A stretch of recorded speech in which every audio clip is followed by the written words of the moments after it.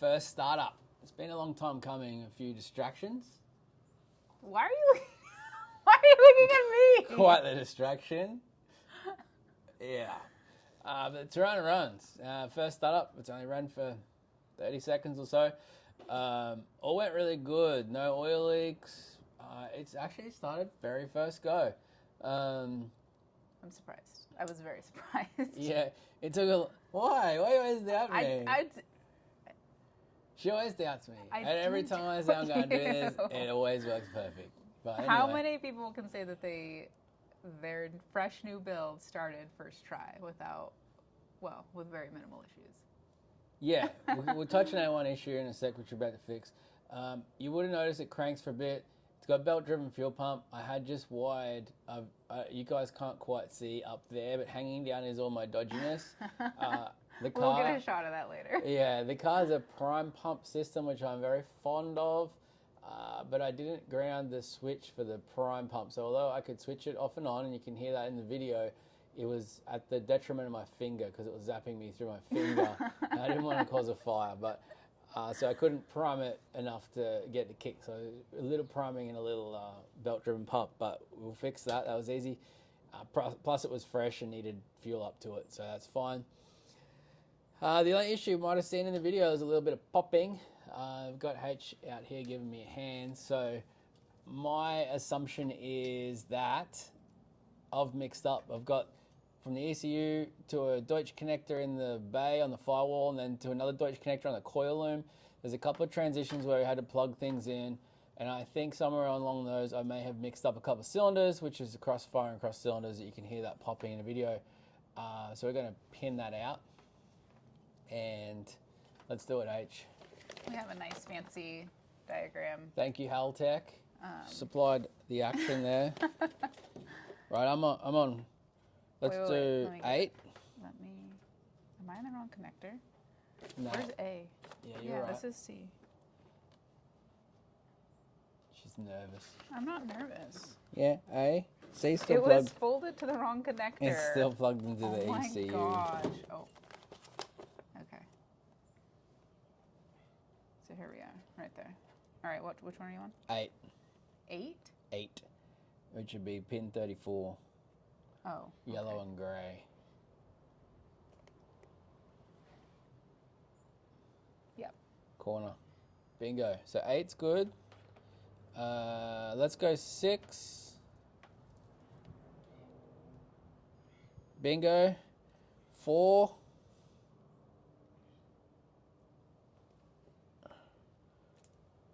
We got nothing on 4, so you stay in 4. There is our problem right there. 4's so green and yellow. I've crossed 2 and 4 somewhere in the wiring, and that's why I got a little misfire. So we'll fix that up and fire it up. It's just one of those things. Probably should have pinned all that out before I started it, and then I wouldn't have had that problem. But so far, so good. Only one very small wiring mistake. So let's get that fixed up and fire it up and see how we're going. Well, let's check the other side. Make sure there's no other ones. Before we fire it up again. One shall err to the side of caution. One shall live recklessly. Yeah. Yeah. Let's do this. Ready? Yeah. Okay, so we checked the other side and we don't have any issues. What? Keep chopping. Oh my gosh. All right. Okay. Thanks. What should I say? We just had chocolate. You got it. Okay. Okay, so we checked the other side, didn't have any issues. Didn't want to throw that in there because it's just boring watching us pin stuff out. But Luke had a good idea. Before we get any further, we'll actually relabel, fix it, and relabel. What are you doing? We're going to relabel it, yeah. Yeah. So this is where we're going wrong, I believe. This is an intermittent loom.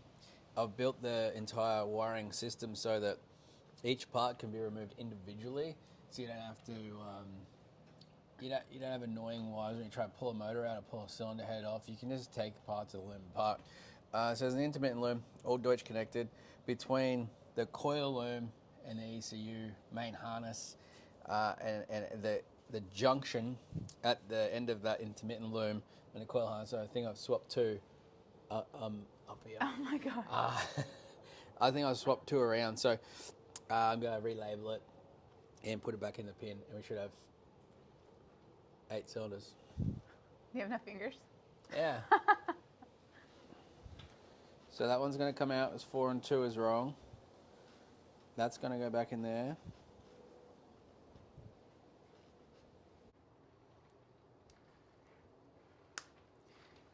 That's a wrap.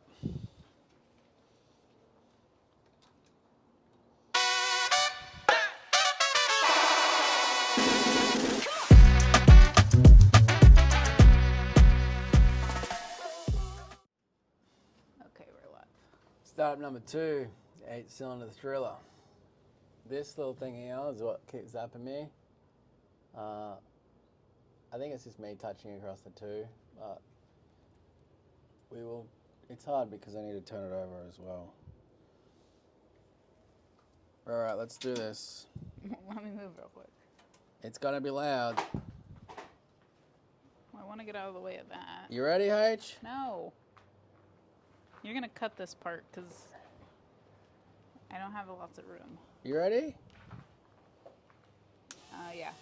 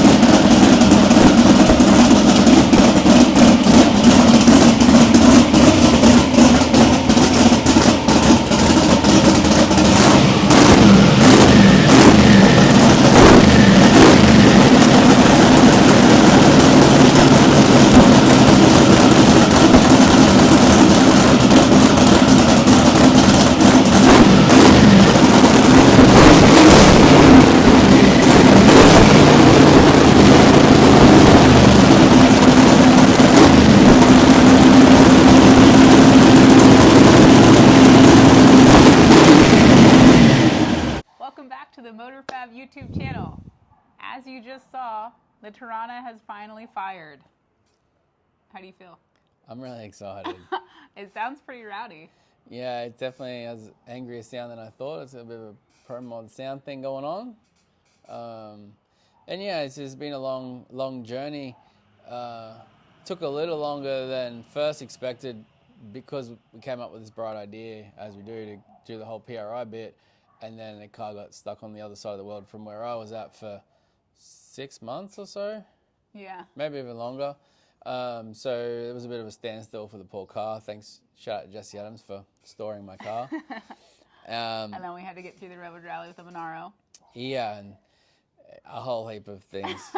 But yeah, here we are. But we're here. We made it. And so going back through the videos from when this project started, there was obviously the Monaro was heavily featured on YouTube at the time, and I remember promising back then to the skeptics that the Monaro was going to run a 9, and it seemed like a big deal that heap of crap could run a 9. But it runs 9s very easily now. Very easily, very consistently after doing 1,000 miles. We might even. I keep doing this and saying I shouldn't do this, but we might even push the Monaro for an 8. Oh my God. It's got it in it. Let's get this going first. Yeah, and so then the next thing that really set fire to the comments when we started this project was this crazy guy on YouTube saying he's going to build a 6-second car out of these rusty old bits of junk that were laying around. We'll snap to some of that now. Overwhelming response to last week's video, heaps of views, heaps of comments, heaps of messages. Absolutely love it, heaps of new followers, so that's awesome. So keep that up, really enjoy it. Hopefully you guys will stick with us to that 6-second pass, that big goal that I want to make happen, I will make happen. Yeah, loved all the comments. There's a bit of constructive criticism there. Yeah, this isn't a how-to video. It's not a tutorial. This is what I do with my weekends and my cars. And yeah, I'm all for. I love getting learning something new. So if you guys can bring me anything new, that's great. But sometimes people comment that maybe haven't done the things that we've done here, but that's up to them. So at the end of the day, I judge the way someone does something by the success that they have at the end of the task. If the car goes down the strip and they've got their runs on the board, they're obviously doing it right. And there's always different ways to do things, but yeah, it is what it is. So I do things a little bit differently sometimes, but I tend to have a bit of success in what I do. So we'll keep doing things like that, and when I find new ways, I'll do that too. Here it is, and it's not a 6-second car yet, I understand that, but it does run, and it has all the ingredients of a 6-second car, and as promised, I'm going to take you guys through the build. Ready, steady, spaghetti. As I have copped so much criticism over the years, I might be all right at building cars and doing funny things and making stuff and welding stuff and cutting it up and putting it back together, but I'm not so great at filming, editing, or getting sound to your television, which I get a lot of problematic comments. And we are aware of that, and we watch it back and we go, oh wow, the sound sucks. So we just invested a whole heap of money. We finally got mics. The patience for someone to actually do that technical stuff and make it happen is not my forte, so you guys can thank H for that. So it doesn't matter if we're standing here or here. Or even under here. Where'd you get to, H? I'm in the wrong seat. You're on the right side. You should still be able to hear us just fine. Perfectly, hopefully. Hopefully. Please, hit the comments. Tell us you can hear us, finally. All right, let's get into the engine. Okay.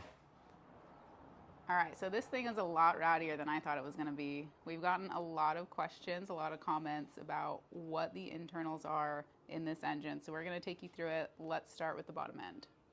Right to the bottom end, it's a small block Chevy, just over 400 cubic inches. So it's a 4.125 inch bore and 3.75 inch stroke. It's old school. It's just 400 Chevy. There's nothing special in the geometry or the sizing or anything like that.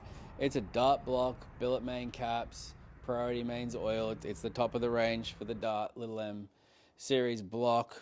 It has top fuel hoops installed.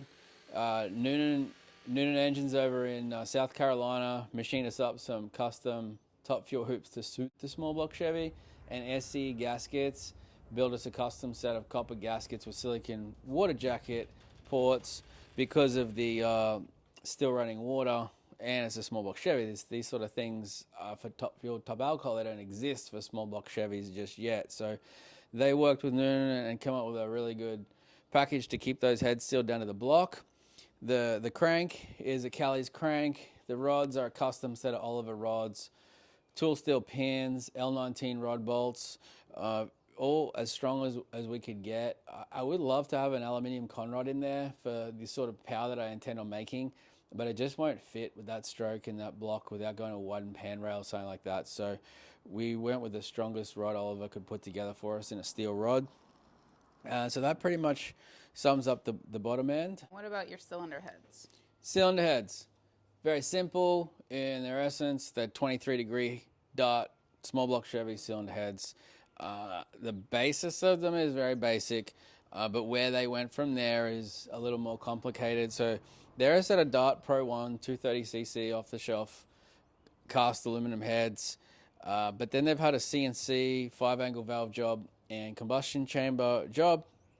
But then Robbie Abbott revised the whole cylinder head package for this combination, and we have shifted ports with shifted head studs down. So rather than the long stud through the intake port in between the two ports, we've shifted that down to a short stud down in the bottom of the deck of the head. And then we have some CNC machined double O-ring plungers that push down and replace where the cylinder head bolt used to be between the two intakes.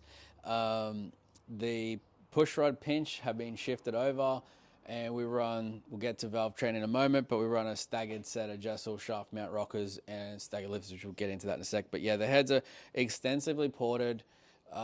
Things have been shifted around, and they are 23-degree small block Chevy heads, just with a lot of modification. So we're back on the Tirana small block. This famous guy here, look at him. presents well. Show us what we're doing here, Rob. Right, so I had some heads that I had mildly ported by another shop many years ago, and Rob's gonna show us through what we've. mine was more like a quick blend Yep. than anything, but obviously we're chasing a bit of flow and opening up for a bit of cross-sectional area. So if you have a look at what it looked like before, if you can see that all right. Yep. We can see that pretty good. You know, we haven't cut a valve seat or anything yet, and we haven't opened up the throat. We've just sort of blended it to what we had, you know, for a reference to starters. We floated as it was. Now we've tidied up a bit around the guide. We've opened up the divider wall of machined it ready for a sleeve. So we've just shadowed through on that. I'd say, you know, we're just starting. We're just like roughed it out a fair bit. And we'll do some tests shortly, but you know, one of the main focuses is moving the divider wall over. Yep. To create a bit of bias in the port to go towards the centre of the cylinder. We don't do a lot on that side, you know, because we want the air to go that way, you know, so the main focus is over here. Just done a bit of a tidy up on the short side there, you can see. So we float them first, and then we're going to flow them once they're finished. And we'll share all the numbers.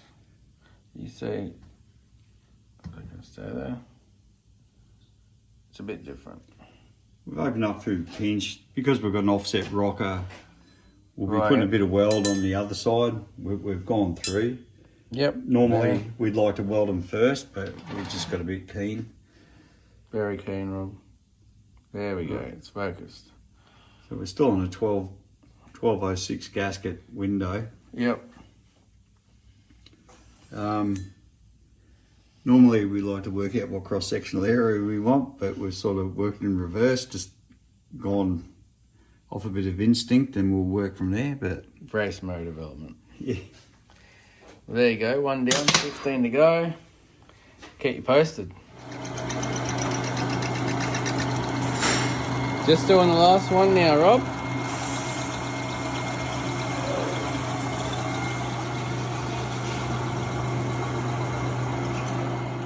What are the details of the rest of the Valvetrain? So the Valvetrain is a solid roller.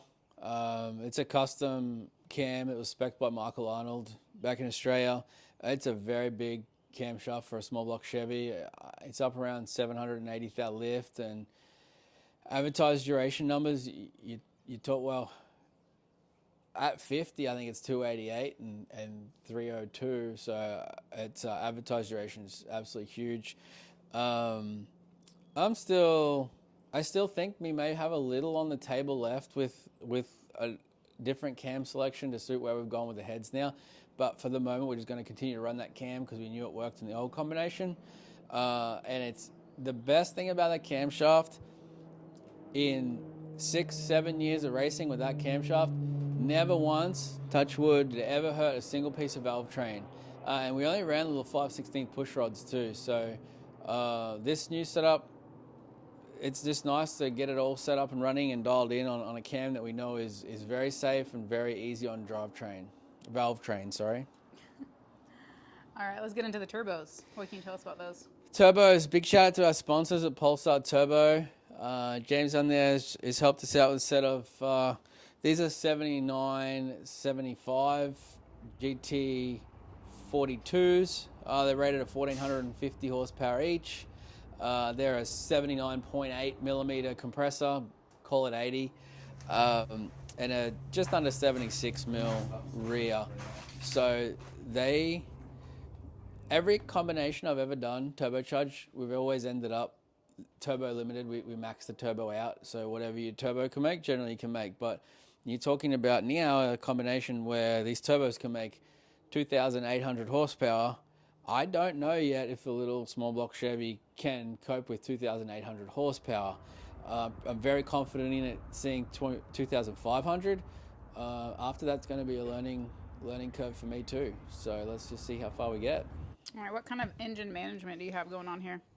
Another shout out to one of our big sponsors, and they've helped in a huge way, is Haltech. We were running an Elite system. I've run them in other drag cars of mine in the past, and they're great. And Haltech stepped up and said, hey, we'd love to work with you. We'd love for you to get on board with the Nexus platform, because some of the things I'm going to do with boost management and stuff like that is fairly new. So we're running the new Nexus R3, and I'm absolutely hooked on it. I love it. The PDM function is amazing. The tunability, being able to build your maps, being able to create anything you want from any wire, basically. It's not just good old drop down menus that can't be changed. You can really build anything you want. And as you saw, H, there is so much wiring in this car. If there's an electronic function that you can put on a race car, this car has it. This thing is a computer on wheels. And I spent months wiring in between intermittently, and we literally set it all up, put fuel in it for the first time, hit the button, and that thing started and idled. Which, with so many new things, that was really a big ask. We're running a different cam home sensor system than I've ever run before. We have a little laser setup that runs in the back there, which is different to how we used to do it. We're running a full electronic drive-by-wire now. We're running an old crank trigger system like we used to. We're using a volumetric efficiency tuning map system that we didn't used to use. We really are. Then there's going to be the traction control and the gearbox control and all that sort of stuff. It's all very, very new, and to start from scratch and just build maps that were what I thought to be close, and for the thing to just fire straight up was really exciting for me. And I can't wait to start tuning on this thing and start pushing some really big boost to make some big power out of this car. All right. What about the fuel system? So the fuel system, over here in America, I'm seeing a lot of people struggling with fuel systems. And Luke likes his little secrets, and I like to share them with you guys. I'm seeing people over here with all sorts of voltage issues trying to run 5 stacked bloody electric fuel pumps, or some late great inverted technology brushless $4 million fuel pumps and all that sort of stuff.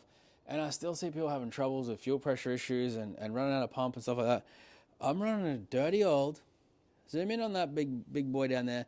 That's just a dirty old Enderley 110 piston dribble blower fuel pump.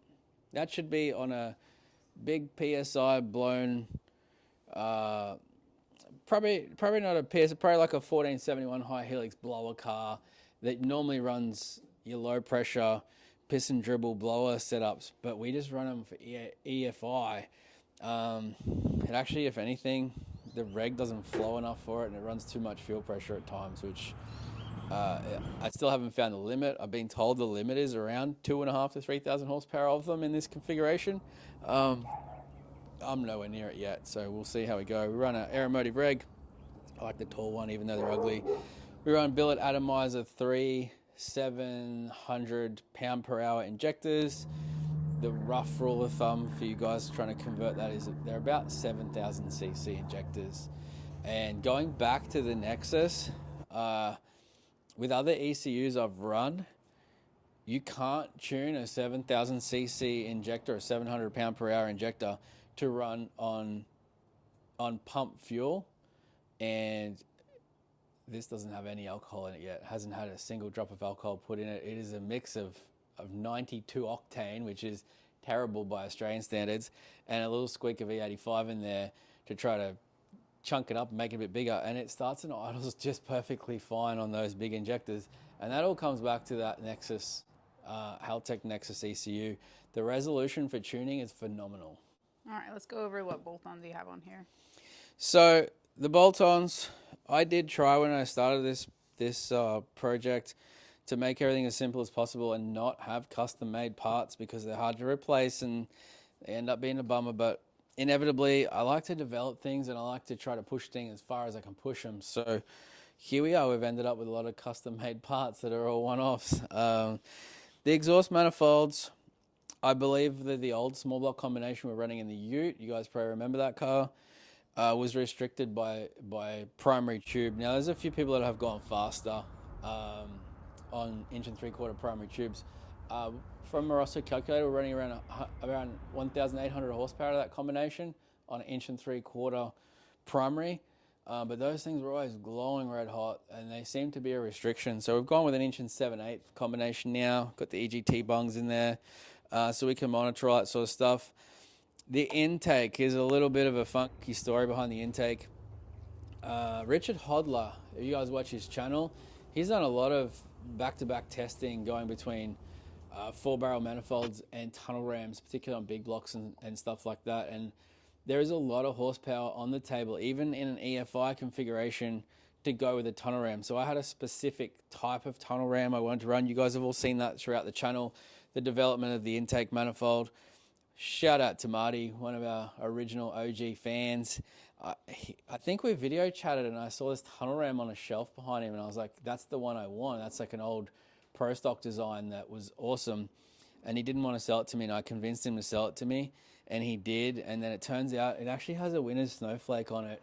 And with a bit of further research, it was actually an early General Motors Chevrolet racing department, because they actually don't list anywhere the winner's snowflake 23-degree headed tunnel ram.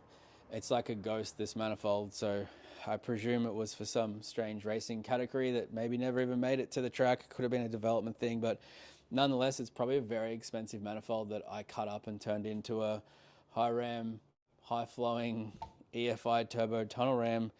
But I think it's cooler now. I probably chopped up a very expensive manifold, but who cares? It's cool. And I think that's going to be a big part of making evenly distributed air. I know with our old 4-barrel setup, we had to put a lot more fuel in 7 and 1, and we had to pull a lot out of 3 and 5. So the distribution is terrible on a 4-barrel manifold. So I think this having better distribution is going to allow us to make a lot more horsepower. And last but not least, the Bluetooth drive shaft. Thanks, Ryan Martin, for pointing out to the whole PRI that had a Bluetooth drive shaft and seamering me at PRI. Again, it's probably, you're pointing out you and Ryan H are pointing out my weaknesses here, because we're probably going to run a snazzy carbon fiber drive shaft, because from my old circuit race car building days, I know that 1 pound on the driving force of the car, I think works out to like 8 pounds on the car weight. So lightening up what accelerates the car makes a drastic difference to accelerating the car. So I see the sense in a carbon fiber drive shaft, but you're just teasing me, because you know full well this morning I drove down to the local driveline shop and took the dirty old chromoly shaft out of my ute and got them to shorten it just so I can actually get to the track soon instead of waiting for the carbon fiber one. So that's H being a smart ass, guys. So no carbon fiber drive shaft, no Bluetooth shaft, but there will be a dirty old chromoly one in there for a few race mates. So yeah, wrapping up the engine. I forgot the pistons. Set of flat top customs, forged pistons, Robbie spec'd the pistons, and he stuck with a ring combination that I like, and the rest was all on Robbie to make a nice strong piston. It'll take a lot of boost. When I say a lot of boost, I mean like upwards of 50 pounds. Robbie assembled the whole engine. Robbie developed the cylinder heads. Him and I had both input on ideas on some of the cylinder head structural or architectural changes, but the actual porting and the port flow was all on Robbie. That's his baby. He's been developing small block ports for a very long time, and Robbie's a bad man on any piece of engine machinery, whether it's decking, boring, honing, torque plate honing. Robbie's a beast. He's been doing it a long time, and he does a very, very precise job on everything that he machines. And Robbie's a great friend of ours, and to develop an engine with him has been a really fun journey. We're all excited. We didn't expect it to sound as rowdy as it does, and we're all really excited to see how much power we can screw out of this thing and see how fast we can run on a dirty old 350 Chev. Thanks, Robbie. Huge shout out to Abbott Engines. All right, so that wraps up another episode on the MotorFab YouTube channel. What do we have up next? Well, we're just going to get to Toronto in a minute. It's very close. It runs. It's very close to being able to drive out of here. So we're going to finish off all the wiring and plumbing and bits and pieces so that we can take it for a drive. And it's getting cold over here. Winter is coming. I've been whinging about the heat. Luke is already struggling, so we'll see how winter actually... It's only fall right now. We just started fall. But winter's coming, Christmas is coming. What I'd really like for Christmas, Santa, is to be able to do a test pass in Tirana. So we're going to try to make that happen. We'll have some more action from Bad Chad in his 454 Maverick. Pretty excited about that project. Yeah, Chad's been out on some fires, but his front suspension just got delivered today, so... It did, yeah. He's going to be ready to rock and roll soon. We'll be able to slot that motor in the hole and make him roll. So, yeah, I'll be pretty pumped about that. But first, we've got to get this Tirana to drive out of here under its own steam. And, yeah, I think that's it for the moment. We're pretty well head down, bum up, making it happen. Huge amount of orders coming through MotorFab website and through the phones. Yes, of course, guys, I'm still in the States, but I work every day. And I'm still processing your orders and still doing all those things that I do to better whereabouts I am. We're getting things up and happening over here. And so, yeah, I really appreciate your support and an ongoing interaction with what we're doing. It's really good, and it's why we do it. So keep them coming through. We've got a lot of new products coming out, some cool stuff happening. So we've been very, very busy, hence, dare I say, a lack of YouTube commitment again. Every time we start commit to YouTube, the business goes crazy, and then YouTube gets put on the back burner. I'm sorry, it's been the narrative for the MotorFab channel from day one. It's still the same, but we are getting better. H really helps push me to stay focused and make more YouTube, because you guys are what makes it count. All right. Don't forget to like and subscribe. You're live, H. How do we know if it's working? I don't know. We're just going to record it and see. Well, why don't we just record a little bit of it and see? All right. Like, I've already been talking. So then we can check back and see if it works. Okay, we'll do some jokes because we might be able to use them. I don't know any jokes. What's the difference between a hippo and a zippo? I don't know. One's really heavy, one's a little lighter. I don't know any jokes. Are you into fitness? Are you into fitness? It's usually like burger or something, not something so vulgar. Alright. I'll have to beat that part.